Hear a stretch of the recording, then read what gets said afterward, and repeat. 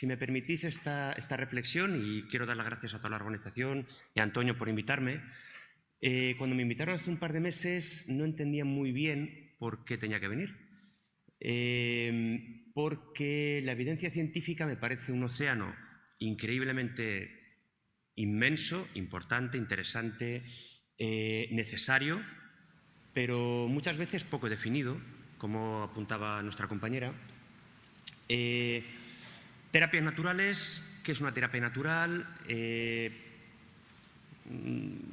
decide qué está en la terapia natural y qué no?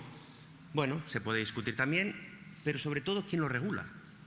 Es decir, el conocimiento, la sabiduría, el saber, el poder saber de todo ello y poder decidir si una terapia debe de poder estar en el saco de las terapias naturales, como puede ser, y me parece increíble que alguien se plantee eso, el que no esté la acupuntura, por ejemplo, o sea, miles de años trabajando y que alguien pueda llegar ahora a decir, pues no sabemos si la podemos regular o no. Me parece increíble, pero increíble. Entonces, el que tengamos que estar en esta tesitura en la que tengamos que demostrar que algo funciona para que lo puedan regular, me parece interesante que se pueda aportar evidencias, pero que entremos en el juego contrario de como no has demostrado no vale, me parece un poco complicado. Entonces, lo que he entendido esta mañana es que en 1996 estaba yo con 18 añitos en la cola de la universidad, no sabía qué estudiar, dudaba entre ingeniería informática y fisioterapia. A mi lado mi querido padre, asesor y de toda la vida estaba ahí, catedrático en matemática, rector de una escuela de ingeniería informática y que me planteó la idea clara de que un ingeniero tenía el conocimiento de la sociedad, era la ciencia de la sociedad, y que un masajista pues era un masajista. Y que, bueno, que no sabía cómo dudaba yo entre ambas cosas. Y efectivamente me aconsejó bien y empecé la ingeniería informática, que duró 2 años y me di cuenta de que el corazón iba por otro lado, sin saber por qué, y me metí en el mundo de la fisioterapia. Fisioterapeuta extremadamente científico. En aquel momento no se hablaba mucho de la evidencia científica, o no era demasiado claro, pero mi mente iba por ahí, por la evidencia científica, lo que era electroterapia palpable, investigable, pues era lo que valía, y el resto no. Hasta que en una de mis prácticas contacté con la evidencia, tal y como lo comentaba vuestra compañera o nuestra compañera, sobre la prueba científica de una clínica en la que se trabajaba, yo soy osteópata, desde la osteopatía, bueno, en aquel momento estudiaba osteoterapia, desde la osteopatía craneal, la osteopatía visceral, es decir, que tocábamos un cráneo, bueno, yo no tocaba, la gente que trabaja en la clínica tocaba un cráneo y conseguía un efecto en una rodilla. Eso no existe. No existe porque lo científico es el sistema musculoesquelético. No existe otra cosa. Para mí en ese momento, para un fisioterapeuta a lo mejor en segundo de carrera, no existe otra cosa. Y estuve una semana con mi libreta, que la guardo con cariño, apuntando caso a caso, fulano, sintomatología, tratamiento aplicado. Siguiente, sintomatología, tratamiento aplicado. Y con la idea clara de que un mes pasarlo ahí era una tortura y que solo llevaba 3, 4, 5, 6 días. Bueno, he escrito de puño y letra, pasa una semana, 10 días y empiezan a volver los pacientes a los que se les había aplicado ese tipo de esoterismo con resultados que no son entendibles, no son científicamente, por lo menos para mí en ese momento, demostrables. Y bueno, pues no pequé, y me ha gustado mucho tu frase, Dolores, no pequé de ignorante, porque me abría el conocimiento, me abría a intentar entender de qué estábamos hablando. Que yo creo que todo esto va un poco por ese derrotero, la gente que ignorante de no abrirse al conocimiento y la gente que no sabe y sí quiere abrirse a ese conocimiento. Entonces, a partir de ahí empezó mi camino a desconectar el hemisferio izquierdo, a intentar sentir un poco más, a intentar encontrar esa combinación entre sentir y entender. Y realmente yo creo que todo esto, la mayoría de nosotros lo tenemos más o menos entendido así, debería ir por ese camino, no el de, quizás, a lo mejor me equivoqué yo, no el de entrar en una partida de parchís en el que yo tengo muy claras las reglas, pero a lo mejor otros juegan con unas reglas distintas o me hacen jugar un juego que se supone que es el parchís y lo que estamos haciendo es dar vueltas o no entender la situación. Entonces, una vez más, daros las gracias a todos los que estáis organizando todo esto, porque hoy sí que lo estoy entendiendo un poco más, porque sinceramente desde mi postura o desde mi posición yo no entiendo que alguien ponga en duda ciertas terapias o ciertos aspectos de ciertas terapias, cuando la realidad es que la evidencia, es decir, la prueba, se lleva dando desde hace miles de años. Entonces, bueno, este soy yo más o menos, un poco fisioterapeuta, osteópata y he trabajado un poquito de todo. En esa rama, algunos de vosotros tenéis un poco este enfoque. Simplemente lo he puesto ahí para que sepáis un poco desde qué punto de vista voy a hablar yo sobre la investigación que traigo yo aquí. Y la investigación no es mía, es de un compañero mío que se topó de forma casual con un trabajo que han empezado a hacer en Roma a nivel cardíaco. Entonces, simplemente quería explicaros un poquito, para los que no lo sepáis, lo que es una fibrilación auricular.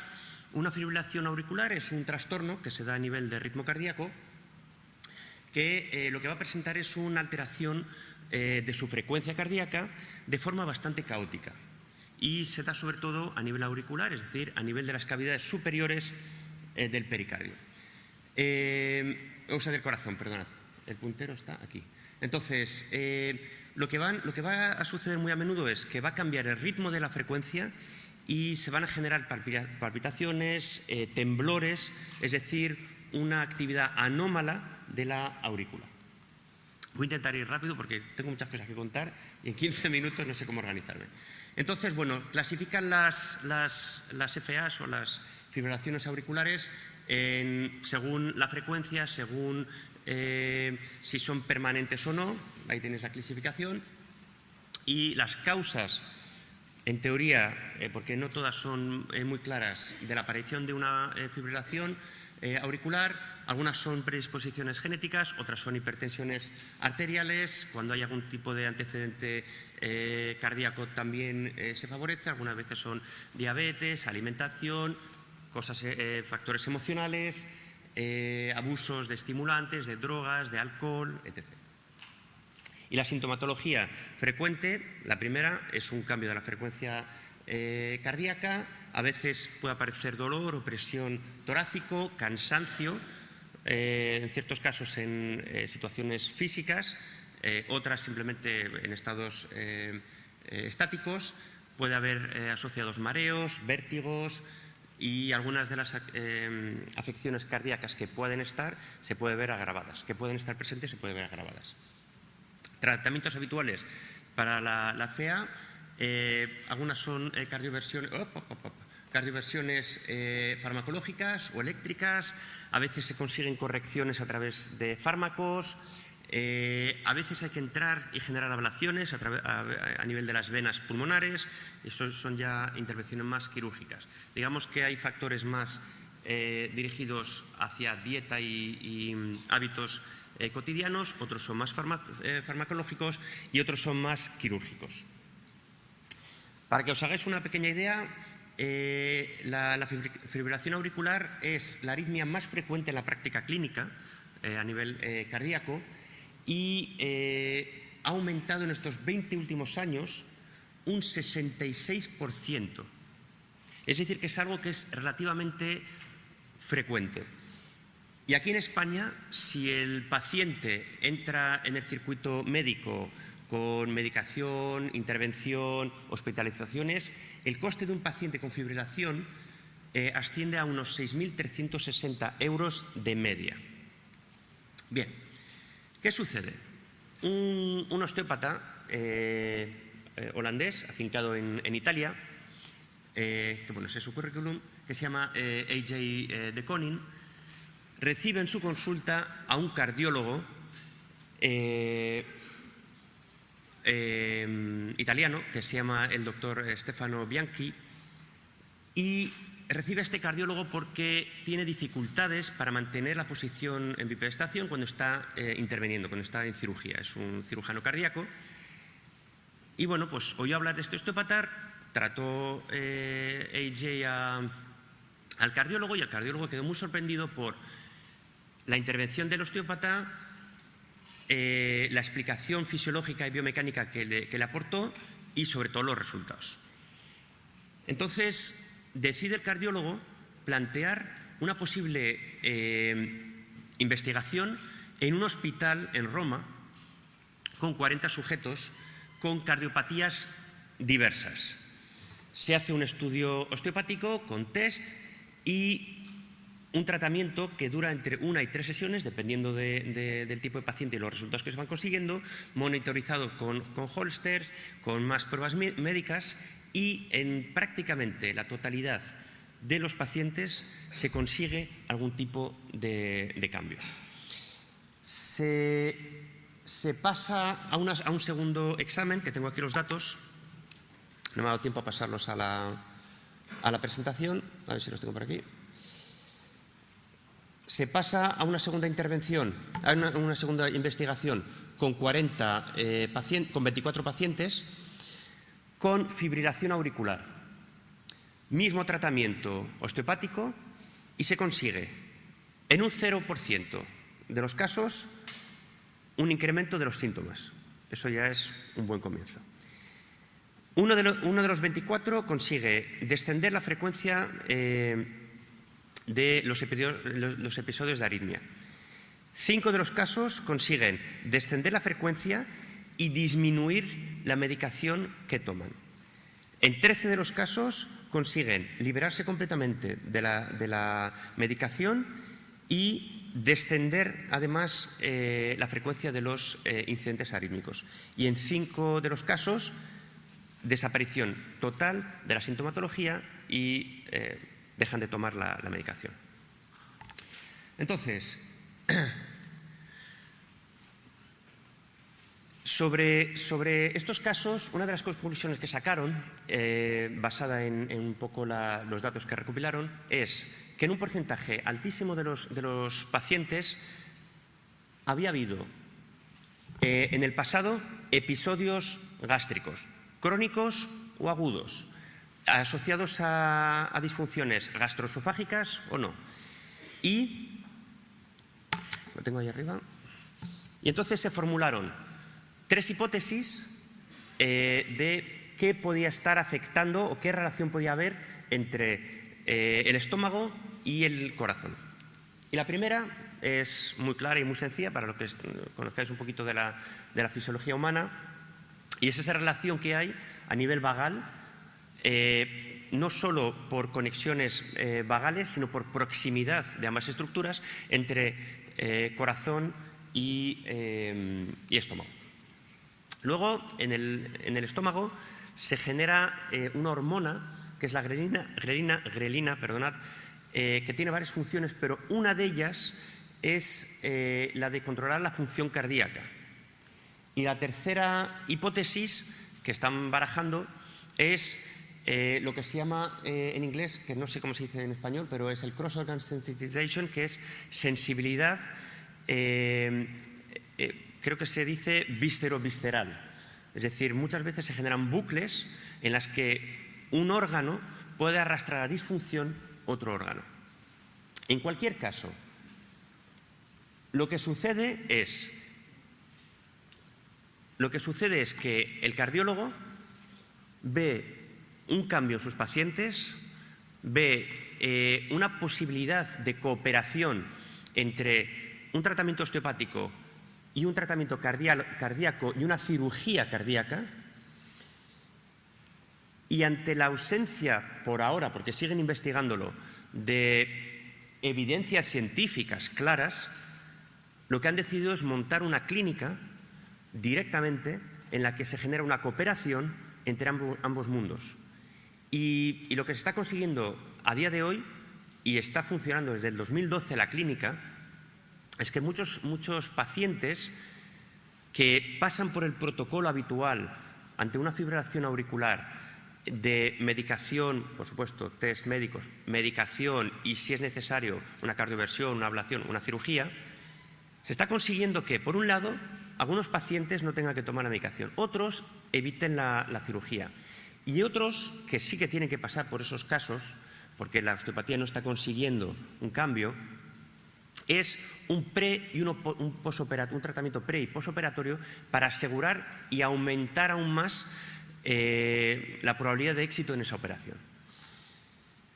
Por ahora, lo que están, para los que tengáis interés a nivel osteopático o de tratamiento manual, el enfoque que se está planteando y que se está haciendo en los pacientes es un trabajo de manipulación visceral, de osteopatía visceral, a nivel del estómago, en concreto del fundus.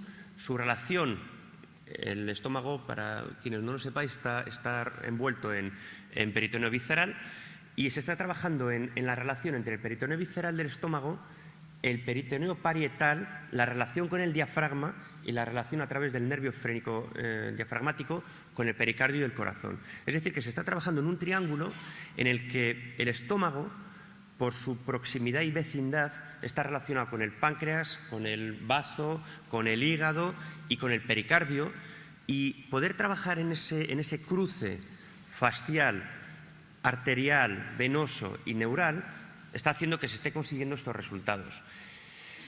Quizás dentro de 5 o 6 años pueda venir y deciros, mira, la hipótesis clara y además finalmente definida es esta, pero por lo que apostó el doctor Stefano Bianchi es por una prueba real y tangente, no basada por ahora en una evidencia científica demostrada, pero sí en datos. No tenemos una hipótesis, pero lo que tenemos es una prueba de lo que está pasando ahí. Y eso es, enlazando un poquito con el principio de mi charla, lo que a mí me ha llevado a estar hoy aquí, pero en el camino en el que estoy.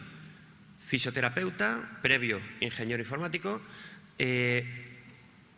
viendo resultados que no son demostrables o no son entendibles muchas veces por la parte científica. Y es que un cuerpo es músculo, es articulación, es ligamento, es fascia, vale, es el sistema vascular, linfático, neural, visceral, pero hay más. Y hay un factor que es el factor emocional, es el factor mental, que está ahí también y forma parte de la misma ecuación matemática. Cuando un paciente llega y nos muestra un resultado, ese resultado es una ecuación matemática con muchísimos factores que se multiplican, se suman y se restan. Y dentro de esa ecuación está también el sistema límbico. Y ese es el que muchas veces no vamos a poder demostrar o incluir en la evidencia científica, en nuestros estudios científicos. Entonces, para mí, el que alguien con estudios científicos, un médico, un cardiólogo, además reconocido en Italia, sea capaz de apostar por un resultado no científico, pero demostrado, para mí es muy importante. Y poco más. Espero no haberos aburrido. Y hasta la siguiente.